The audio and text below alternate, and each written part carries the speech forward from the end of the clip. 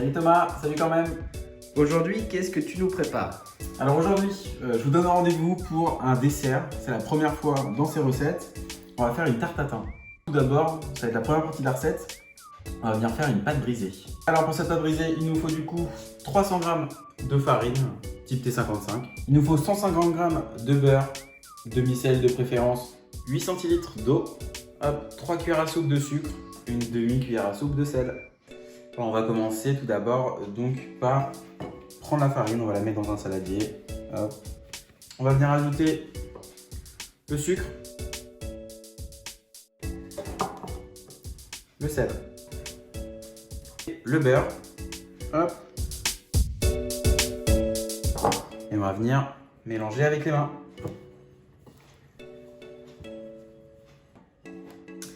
Voilà, après avoir mélangé pendant à peu près 5 minutes, vous avez une pâte qui va ressembler dans un premier temps un peu à une texture de semoule. Vous voyez, ça ressemble à de la semoule. Et donc vous allez venir ajouter progressivement de l'eau pour faire incorporer le tout. Hop. L'objectif à la fin, c'est d'obtenir une pâte homogène, d'obtenir un peu un pâton comme pour les nanes. De venir incorporer au final toute l'eau qu'on a.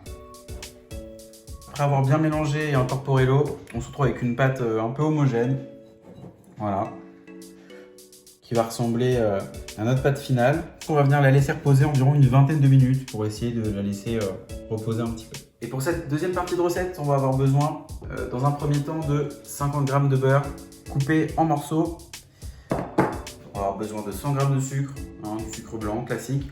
Et également, on va avoir besoin de 1 kg de pommes coupées de cette manière un peu si vous le pouvez.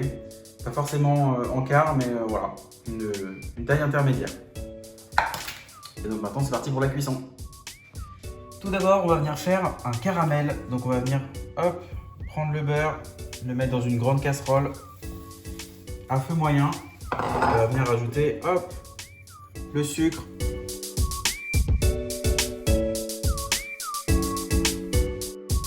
Et là, vous allez laisser pendant 5 minutes le caramel se faire.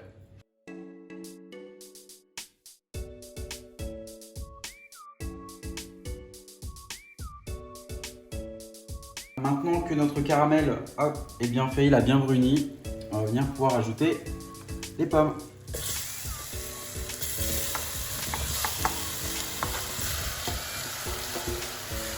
Et on va remuer pour que toutes les pommes soient en contact avec le caramel.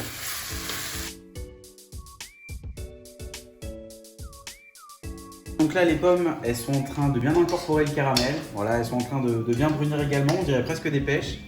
Et donc là, vous allez pouvoir ajouter, comme vous voulez, vous pouvez rajouter éventuellement un peu de cannelle, qui se fait assez bien avec les pommes. Et également quelques gouttes d'arôme de caramel. Voilà, ça fait un super mélange.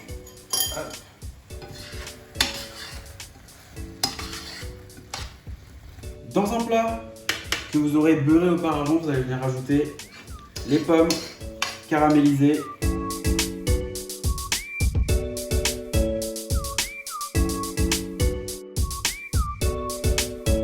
On n'a plus qu'à déposer la pâte qu'on aura au préalable évidemment étalée. On aura fait un beau cercle à l'aide d'un rouleau pâtisserie et hop, on va venir la mettre assez brusquement par-dessus et on va venir coincer la pomme dans les angles.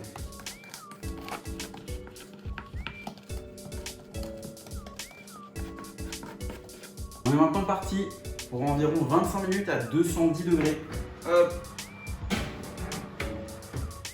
À tout à l'heure. Et voilà. Après 25 minutes, on obtient notre tarte tatin. Et voilà, on a maintenant retourné notre tarte tatin et on n'a plus qu'à déguster, à la découper. Vous pouvez l'accompagner d'une petite boule de glace ou éventuellement de crème d'Isigny, c'est comme vous voulez.